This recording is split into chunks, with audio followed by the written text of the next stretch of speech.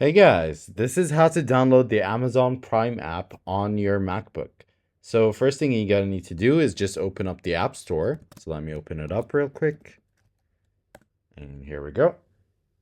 And once you open up the App Store, just go to the search bar and type Prime. Hit enter. And then you're gonna need to click on Get. Click on Install. And it's going to need verification from you, so maybe your fingerprint or your Apple ID. And once you do that, it's just going to install right away. So let's just wait for it to install. All right, so it's done installing, so you can just go ahead and click on open.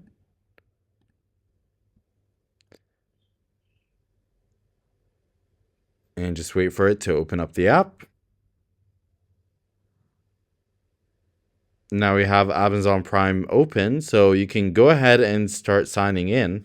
So just enter your email. And if you don't have an email on Amazon Prime, or like an account on Amazon Prime, you can just create an account by clicking on this option right here. And you can go ahead and fill in the information and create an account. And yep, this is pretty much it when it comes to downloading Amazon Prime on your MacBook. Hope that video is helpful.